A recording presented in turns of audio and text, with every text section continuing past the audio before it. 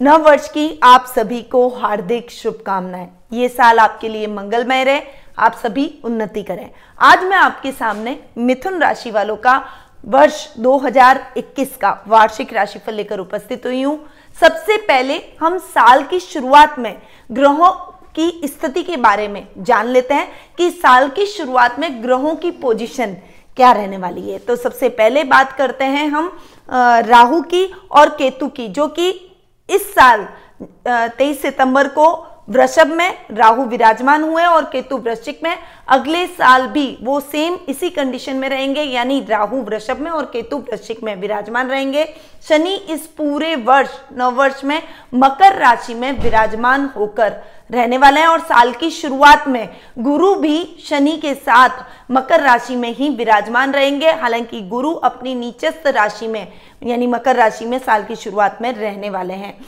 सूर्य और बुध का बुधादित्य योग धनु राशि में साल की शुरुआत में बनने वाला है और वृश्चिक राशि में केतु के साथ में शुक्र विराजमान होकर जड़त्व दोष की स्थिति बनाने वाले हैं। मंगल ग्रह मेष राशि के अंदर स्वग्रही होकर साल की शुरुआत में विराजमान रहेंगे। तो ये कुछ ग्रहों की पोजीशन थी जो कि साल की स्टार्टिंग में यानी साल की शुरुआत में हमें देखने को मिलेगी। अब हम आगे बढ़ जाते हैं और सीधा जान लेते हैं वार्षिक राशिफल के बारे में कि मिथुन राशि वालों का ये साल कैसा रहने वाला है। तो सबसे पहले हम बात करते हैं मिथुन राशि वालों की पारिवारिक स्थिति की कि ये साल इनकी पारिवारिक स्थिति कैसी रहने वाली है। तो सबसे पहले बात करूंगी मैं पर्सनैलिटी के भाव की। तो आपके मिथुन राशि वालों के स्वामी हैं बुध और ये जो मैं वीडियो आपको दे रही हूं ये चंद्र राशि पर आधारित है और आपके लग्न से भी ये समान रूप से प्रभावशाली रहने वाला है। तो आपके लग्नेश हैं बुध जो कि अपने ही घर को साल की शुरुआत में देख रहे हैं। ये साल की शुरुआत बहुत अच्छी होगी और जैसा कहते हैं कि अगर शुरुआत अच्छी तो पूरा साल हमारा अच्छा जाता है। तो साल की शुरुआत अच्छी होने से लग्न बहुत स्ट्रांग पावरफुल रहेगा। ददियाल से बहुत अच्छे संबंध रहेंगे। चाचा से आपके साथ में ट्यूनिंग बहुत अच्छी रहेगी और उनके साथ मिलकर कोई भी प्रोजेक्ट कर रहे हैं या कोई भी काम करेंगे तो उसमें आपको बहुत अच्छी सफलता देखने को मिलेगी। कुटुंब से भी आपको बहुत अच्छा लाभ साल में इस साल देखने को मिलेगा। सामाजिक मान सम्मान में वृद्धि होगी। यश और कीर्ति आपकी चारों तरफ बढ़ेगी और एक समाज में सम्मानित स्थान आपको प्राप्त होता हुआ दिखाई देगा। वहीं भाई बहनों के साथ में 14 अप्रैल से 13 मई तक उच्च की राशि यानी मेष राशि में जो कि भाई बहनों के स्थान के स्वामी हैं सूर्य वो विराजमान होंगे। तब बहुत अच्छी ट्यूनिंग, बहुत अच्छा तालमेल, बहुत अच्छा सामंजस्य आपके भाई बहनों के साथ देखने को मिलेगा। और कार्य क्षेत्र में यदि बिजनेस में आप कोई काम कर रहे हैं और उनकी गाइडेंस लेते हैं, उनकी सलाह से कोई काम करते हैं तो आपको बहुत अच्छे लाभ की स्थितियां भी इस समय देखने को मिलेगी। साथ ही 17 अगस्त से 16 सितंबर तक का समय भी बहुत अच्छा और भाग्यवर्धक आपके लिए रहेगा क्योंकि पराक्रम भाव यानी जो भाई बहनों का स्थान है उसके स्वामी स्वग्रही होकर बैठेंगे। इस समय आपको अपने भाई बहनों की मदद से कुछ बड़ा लाभ, बड़ा फायदा, अचानक आकस्मिक धन लाभ की प्राप्ति होगी। ये टाइम सामाजिक मान सम्मान में और अधिक बढ़ोतरी का होगा।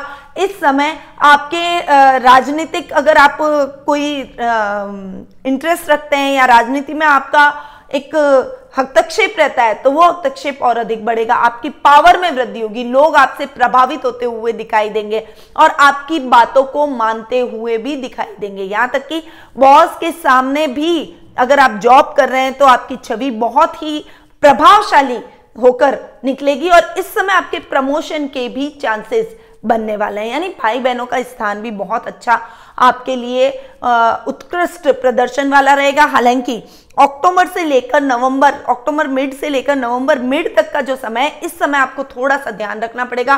कोई पैतृक संपत्ति संबंधी विवाद, कोई संपत्ति को लेकर डिस्प्यूट, कोई बिजनेस को लेकर डिस्प्यूट आपके भाई बहनों के साथ में इस समय हो सकता है। पर यह टाइम पीरियड बहुत छोटा है। इस समय थोड़ी सी सतर्कता के साथ ट्यूनिंग बनाकर अपने भाई बहनों के साथ आगे बढ़िएगा।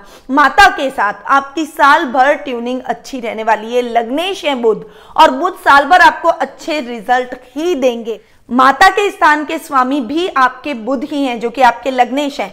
30 जनवरी से 20 फरवरी तक मकर राशि के अंदर भी वक्री होकर रहने वाले हैं। हालांकि आप और अष्टम भाव में जाकर विराजमान होंगे, तो इस समय आपको अपनी मां के स्वास्थ्य का विशेष रूप से ध्यान रखना पड़ेगा और उनसे बहस से आपको बचना पड़ेगा। जब भी बुध वक्री होंगे, साल में 3 बार इस बार बुध वक्री हो रहे हैं, तो जब जब बुध वक्री होंगे वो मैं डेट्स आपको नोट करवा देती हूं। 30 मई से 22 जून तक वृषभ राशि में वक्री होंगे।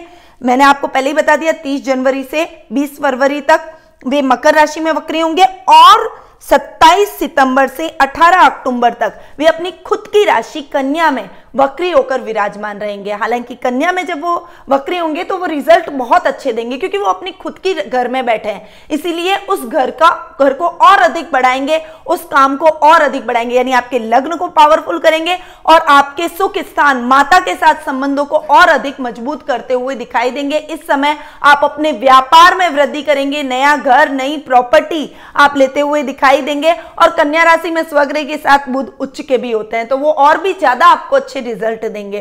तो ये जो कन्या राशि में आकर वक्री होना है वो तो आपको बुध के अच्छे रिजल्ट दिलवाएगा, परंतु उसके अलावा आपको बुध जब वक्री हो रहा है, वो डेट्स मैंने नोट करवा लिए, उस समय आपको ध्यान रखना पड़ेगा।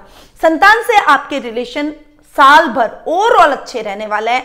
आपकी संतान आपकी आज्ञा में रहेगी और आपको बहुत अच्छे लाभ की स्थितियों को भी दिलवाएगी। आपको आपके जीवन में आपकी आशाओं पर खरी उतरेगी और आपको बहुत अच्छे परिणाम, आप उस पर गर्व महसूस करेंगे। ऐसे रिजल्ट आपको संतान पक्ष की तरफ से देखने को मिलेंगे।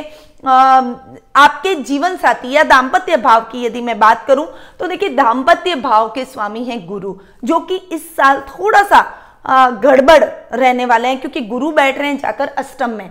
अष्टम में गुरु का बैठना, क्योंकि गुरु एक सौम्य ग्रह है और उसका अष्टम में बैठना आपको इतने अच्छे रिजल्ट नहीं देगा। मिले जुले परिणाम आपको देखने को मिलेंगे, क्योंकि साल की शुरुआत में अपनी नीच की राशि मकर में जाकर गुरु विराजमान हो रहे हैं, तो साल की शुरुआत तो इतनी अच्छी दाम्पत्य भाव से, पारिवारिक स्थिति से नहीं रहेगी, परंतु बाद में जब गुरु मकर से कुंभ में प्रवेश करेंगे और कुंभ से वापस मकर में आएंगे, यानी साल भर गुरु इन 2 राशियों के बीच में ही भ्रमण करने वाले हैं।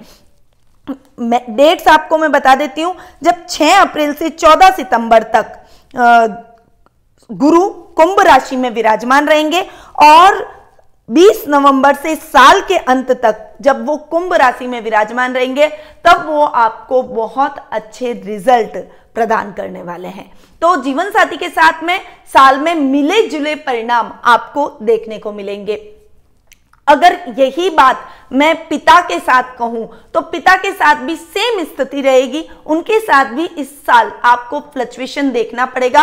हालांकि पिता आपको पूरे साल सपोर्ट भी करेंगे, आपके कार्यों में वो आपको सपोर्ट करेंगे, आपके जीवन क्षेत्र में आपके लिए आदर्श बनकर आपके सामने रहेंगे, आपके लिए हमेशा एक आपकी स्ट्रेंथ बनकर वो आपके साथ में दिखाई देंगे खड़े होते हुए। परंतु कभी कभी आप दोनों के बीच में वाद विवाद की स्थितियां बनेगी, मिसअंडरस्टैंडिंग एक दूसरे के साथ में क्रिएट होती हुई नजर आएगी। अपने अहम भाव को साइड रखें, अपने पिता का जो एक्सपीरियंस है उसका लाभ अभी आपको इस साल उठाना पड़ेगा और आपके पिता के बताए हुए मार्ग पर यदि आप चलेंगे तो गलत डिसीजन से बच सकेंगे। अब हम आगे बढ़ते हैं और जान लेते हैं आर्थिक स्थिति के बारे में कि ये साल आर्थिक तौर पर आपके लिए क्या लेकर आएगा। आर्थिक स्थिति की यदि मैं बात करूं तो हम हमेशा लाभेश और सुखेश इन दोनों की बात करते हैं, यानी लाभ भाव के स्वामी हैं आपके मंगल और सुख स्थान के स्वामी हैं बुध। ये दोनों, बुध तो आपको ओवरऑल साल भर बहुत अच्छा रिजल्ट देने वाले हैं, जब वो वक्री हो तब आपको ध्यान में रखना है। और मंगल जो कि आपके लाभ भाव के स्वामी है, साल की शुरुआत में वो स्वग्रही होकर लाभ भाव में जाकर विराजमान हो रहे हैं। इस समय लाभ की स्थितियां आपको बहुत अच्छी देखने को मिलेगी। लगभग जनवरी का पूरा महीना और फरवरी के भी 20 दिन तक ये स्थिति बनी रहेगी। तो ये जो साल की शुरुआत हो रही है, इस समय आपको बहुत अच्छा फायदा अपने कारोबार में, अपने कामकाज में, अपने व्यापार में, जमीन जायदाद से रिलेटेड कामों के अंदर, कंस्ट्रक्शन लाइन से रिलेटेड कामों के अंदर या फिर प्रॉपर्टी डीलिंग से रिलेटेड कामों के अंदर, यदि आप जॉब में हैं तो प्रशासनिक सेवाओं से यदि जुड़े हुए हैं तो पुलिस, सेना, नेवी या उच्च प्रशासनिक पद पर आप आसीन हैं तो इस समय आपको मंगल के बहुत बढ़िया रिजल्ट देखने को मिलेंगे। प्रमोशन के चांसेस बहुत अच्छे इस समय देखने को मिलेंगे। परंतु 22 फरवरी से 13 अप्रैल तक का जो समय रहेगा उस समय मंगल वृषभ राशि में चले जाएंगे, यानी आपके कुंडली के हिसाब से आपके 12th हाउस में राहु के साथ में विराजमान हो जाएंगे। और राहु के साथ में मंगल का अंगारक योग बनना आपकी आर्थिक स्थिति को उस समय डावाडोल करेगा। यानी पहले अगर आपने किसी भी गलत तरीके से धन कमाने की चेष्टा की है या लाभ की स्थितियों को उल्टे वे से, जो अपन कहते हैं ना, आड़े टेढ़े रास्तों से जाकर लाभ कमाने का प्रयास किया है, तो इस समय आपको इसका भुगतान करना पड़ सकता है। आपको जेल यात्रा भी करनी पड़ सकती है, कोई इंक्वायरी आप पर बैठ सकती है यदि आप गवर्नमेंट जॉब में हैं तो किसी भी गलत तरीके से, यानी अगर गवर्नमेंट जॉब में है तो रिश्वत लेने का प्रयास ना करें, किसी भी तरीके से गलत तरीके से धन कमाने का प्रयास न करें। और यदि आप व्यापार कर रहे हैं तो भी आप मेहनत करें और मेहनत के दम पर आप लाभ की स्थितियों को खड़ा करने का प्रयास करें। कोई भी गलत तरीका, शॉर्टकट अगर आपने अपनाने की कोशिश की तो बहुत बड़ा नुकसान आपको हो सकता है। ये टाइम आपके लिए इतना अच्छा नहीं है, इस टाइम को आपको नोट डाउन करके उसके बाद चलना पड़ेगा। अब आगे जो 14 अप्रैल से 1 जून तक का जो समय है ये आपके लिए बहुत ही अच्छा है। इस समय आप बहुत पावरफुल होंगे। स्ट्रेट फॉरवर्डनेस हालांकि आप में अधिक होगी, इस समय आप मांगलिक हो जाएंगे तो आपका गुस्सा तो तेज होगा, परंतु आपके डिसीजन बहुत स्ट्रांग होंगे और आपके स्ट्रांग डिसीजन की वजह से आप जो भी मुसीबतों में फंस गए उन सभी मुसीबतों से निकलते हुए दिखाई देंगे और अपने लिए एक स्ट्रांग पर्सनैलिटी के रूप में आप समाज में अपना स्थान बनाते हुए दिखाई देंगे। एक और जो टाइम है ये मंगल का आपके लिए ठीक नहीं है, वो है 2 जून से लेकर 30 जुलाई के बीच में, जब मंगल आपके 2nd हाउस में जाकर नीच के होकर विराजमान होंगे। तब प्रॉपर्टी से संबंधित जो भी विवाद है वो विवाद उभर कर आपके सामने आएगा। विशेषकर जो पैतृक संपत्ति से संबंधित कोई भी विवाद है, भाई बहनों में कोई डिस्प्यूट है, पिता के साथ कोई मतभेद है, आप अपने परिवार से दूर हो जाएंगे और ये मतभेद और अधिक गहरे होते हुए दिखाई देंगे। कोर्ट केस से रिलेटेड कोई भी मामला है तो उसमें आप फंस जाएंगे। तो इस समय आपको विशेष रूप से ध्यान रखना पड़ेगा। ओवरऑल सुख स्थान के जो स्वामी हैं वो 2 बार जब भी वक्री होंगे, तीसरी बार वो अपनी खुद की राशि में वक्री हो रहे तो आपको आपके सुखों में बहुत अच्छी वृद्धि करेंगे। इस समय आप नए नए घर खरीदेंगे, नई प्रॉपर्टी खरीदेंगे, नया वाहन खरीदेंगे और अपनी लग्जरी में वृद्धि करेंगे। ये टाइम पीरियड आपके लिए बहुत बढ़िया रहने वाला है। इस समय को आप नोट डाउन कर लीजिए। 27 सितंबर से लेकर 18 अक्टूबर तक का जो समय है उस समय बुध कन्या राशि में उच्च के हो जाएंगे और उस समय अगर वो वक्री होते हैं तो ये टाइम पीरियड आपके लिए अपने सुखों में और अधिक वृद्धि करने का रहेगा। बाकी ओवरऑल बुध आपके सुखों में वृद्धि करेंगे। साल भर आपको बहुत अच्छा रिजल्ट बुध का भी देखने को मिलेगा।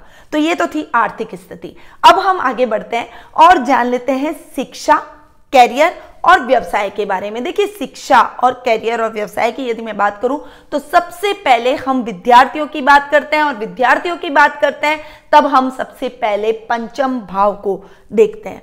पंचम भाव के स्वामी हैं जो शुक्र, वो आपको साल की शुरुआत में वो अपने से एक घर आगे जाकर बैठे हैं। हालांकि 6th हाउस में बैठे हैं, केतु के साथ बैठे हैं, जड़त्व योग का निर्माण कर रहे हैं, परंतु फिर भी अपने से एक घर आगे जाकर बैठना वो आपको ठीक रिजल्ट देते हुए दिखाई देंगे। हालांकि कठिनाइयां आएगी, दिक्कतें आएगी, काम इतना आसानी से आपका नहीं होगा, आपको कड़ी मेहनत अपने रिजल्ट के लिए करनी ही पड़ेगी, पर मेहनत करेंगे उतना रिजल्ट भी आपको देखने को मिलेगा। यानी विद्यार्थी वर्ग के लिए कमर कसने का टाइम ये रहेगा साल की शुरुआत का। अब 15 फरवरी से 17 अप्रैल तक का जो समय है, इस समय आपको बहुत ज्यादा मेहनत करनी पड़ेगी क्योंकि इस समय आपके जो पंचम भाव के स्वामी हैं, पंचमेश जो शुक्र हैं, वे अस्त हो जाएंगे। तो अस्त होने की पोजीशन में आपको थोड़ी अधिक मेहनत की आवश्यकता रहेगी। इस समय अगर आपका कोई रिजल्ट आना है तो वो रिजल्ट थोड़ा सा निराशाजनक जा सकता है। बाकी ये टाइम आपके लिए बहुत अच्छा रहने वाला है। 4 मई से लेकर 21 जून तक का समय तो बहुत ज्यादा उन्नति कारक रहेगा। जो जो कोई कंपटीशन एग्जाम की तैयारी कर रहे हैं, जिनका कोई रिजल्ट आना है, चाहे वो गवर्नमेंट जॉब का हो, चाहे आप कोई बड़े कॉलेज में दाखिला लेने के लिए आपने प्रयास किया हो और उसका कोई रिजल्ट आना है, तो वो रिजल्ट आपके लिए इस समय बहुत ही फेवरेबल रहने वाला है। 6 सितंबर से 2 अक्टूबर तक का समय विद्यार्थियों के लिए विशेष उपलब्धिदायक रहेगा, प्रसिद्धिदायक रहेगा। इस समय आप अपने टीचर्स और प्रिंसिपल की नजर में अप होते हुए दिखाई देंगे। जो पोस्ट ग्रेजुएशन के छात्र हैं उनको अपना मनचाहा कॉलेज मिल जाएगा, मनचाही डिग्री मिल जाएगी। आप जिसमें भी कोई रिसर्च करना चाहते हैं, पीएचडी करना चाहते हैं, उसमें आप सक्सेसफुल होते हुए दिखाई देंगे। यानी विद्यार्थियों के लिए ओवरऑल साल भर उपलब्धिदायक और सफलतादायक समय रहने वाला है। बस जो मैंने आपको टाइम पीरियड छोटा सा शुक्र जब अस्त हो रहा है वो बताया, उस समय आप ध्यान रखिएगा। अब कैरियर की यदि मैं बात करूं तो कैरियर के भाव के स्वामी हैं शनि, जो कि पूरे साल अष्टम भाव में जाकर स्वग्रही होकर विराजमान होने वाले हैं। कैरियर की दृष्टि से यदि मैं देखूं तो ये साल आपके लिए भाग्यवर्धक ही रहने वाला है, क्योंकि शनि जाकर बैठ रहे हैं अपने से 12वें, परंतु वो स्वग्रही होकर बैठ रहे हैं, गुरु के साथ बैठ रहे हैं। इस समय आप अपने ज्ञान में बहुत ज्यादा वृद्धि करना चाहेंगे, आध्यात्मिकता में आपकी रुचि बहुत अधिक रहेगी। इस समय थोड़ा सा आप अपने काम को बहुत ज्यादा काम के प्रति डेडिकेट रहेंगे।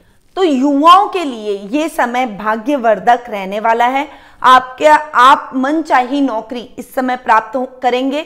इस समय आप अपने जीवन में सेटल होते हुए दिखाई देंगे। जो आपके मन में इच्छा है काम करने की, वो काम इस समय आप शुरू कर सकते हैं। यदि आप कोई अपना खुद का काम शुरू करना चाहते हैं तो आप खनन विभाग से रिलेटेड आप अप्लाई कर सकते हैं। यदि आप जॉब करना चाहते हैं, यदि आप खनिज पदार्थों से रिलेटेड, जो जमीन से निकलने वाले पदार्थ हैं, उनसे रिलेटेड कोई भी काम करते हैं, चाहे वो तेल हो, चाहे ग्रोसरी हो, अगर आप उससे रिलेटेड कोई भी काम करते हैं तो उसमें आपको बहुत अच्छी सफलता मिलेगी। पेट्रोल से रिलेटेड कोई भी काम आप कर सकते हैं, उनमें आपको बहुत अच्छी सफलता और सक्सेस इस साल हासिल होती हुई दिखाई देगी। और आप एक तरह से आप जो भी काम की शुरुआत करेंगे उसमें आप सेट होते हुए दिखाई देंगे। व्यावसायिक जो गतिविधियां हैं उसके लिए थोड़ा सा उतार चढ़ाव आपको देखना पड़ सकता है, क्योंकि शनि के साथ गुरु बैठे। हालांकि देखिए युति बहुत अच्छी हो रही है, भाग्येश और कर्मेश दोनों एक साथ अष्टम भाव में जाकर युति करके बैठ रहे हैं, परंतु गुरु हैं नीच के और अपनी नीच की राशि में साल की शुरुआत में विराजमान रहेंगे। जब वे मकर राशि में विराजमान होंगे, जो कि साल की शुरुआत से 5 अप्रैल तक वे मकर राशि में रहेंगे, और उसके बाद वे 15 सितंबर से लेकर 19 नवंबर तक मकर राशि में विराजमान रहने वाले हैं। तो ये जो 2 टाइम पीरियड मैंने आपको अभी बताया है, इस समय आपको विशेष रूप से अपने काम पर, अपने जॉब पर ध्यान रखना पड़ेगा, अपने व्यवसाय पर, अपने व्यापार पर आपको ध्यान रखना पड़ेगा थोड़ा सा, क्योंकि ये टाइम पीरियड इतना अच्छा आपके लिए रिजल्ट नहीं लेकर आएगा। हालांकि मेहनत जितनी करेंगे उतना रिजल्ट मिलेगा, क्योंकि मैं हमेशा कहती हूँ कि व्यक्ति को कर्म प्रधान रहना चाहिए। तो आप अपनी मेहनत पर रिजल्ट जरूर प्राप्त करेंगे, परंतु फिर भी कुछ कठिनाइयों का सामना आपको करना पड़ेगा, क्योंकि इस समय गुरु नीच के होकर मकर राशि में बैठ रहे हैं और शनि की तीसरी दृष्टि तो कर्म भाव पर साल भर पड़ने वाली है। इसीलिए थोड़ा सा संभलकर अपने काम में सतर्कता से आपको आगे बढ़ना पड़ेगा। परंतु आपके जीवन में 6 अप्रैल से लेकर 14 सितंबर तक का जो टाइम पीरियड है और लास्ट में 20 नवंबर से साल के अंत तक का समय बहुत बढ़िया रहने वाला है। इस समय आप अपने काम में उन्नति करेंगे, क्योंकि गुरु भाग्य स्थान में जाकर विराजमान हो रहे हैं, आपके कर्म को और अधिक बढ़ाएंगे, आपके काम में तेजी आएगी। मैनेजमेंट से रिलेटेड जो भी काम कर रहे हैं, शिक्षण व्यवसाय से जुड़े हुए हैं, अपना खुद का कोई आप कंसल्टेंसी सर्विसेज का आपका कोई काम है, तो उसमें आपको बहुत अच्छी सफलता मिलती हुई दिखाई देगी। इन क्षेत्रों से जुड़े हुए लोगों को बहुत अच्छे लाभ और उपलब्धियां इस समय हासिल होती हुई दिखाई देगी। वहीं यदि आपका खुद का कोई बिजनेस है, तो अगर ज्वेलरी का बिजनेस है या फिर पीली चीजों से रिलेटेड आप कोई भी काम करते हैं, तो उसमें आपको बहुत अच्छी सफलता देखने को मिलती है। यानी मिले जुले परिणाम साल में गुरु और शनि के हमें देखने को मिलेंगे। अब हम आगे बढ़ते हैं और जान लेते हैं जीवन साथी और प्रेम प्रसंगों के बारे में।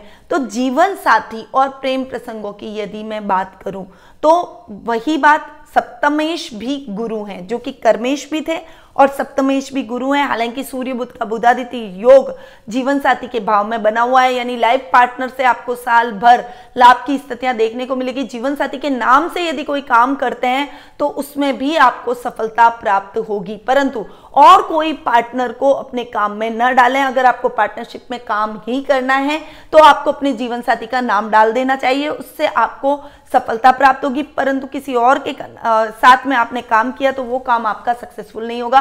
स्वतंत्र रूप से आपको इस साल अपने कार्यों में आगे बढ़ना चाहिए। वैवाहिक जीवन आपके लिए उतार चढ़ाव भरा इस साल रहने वाला है।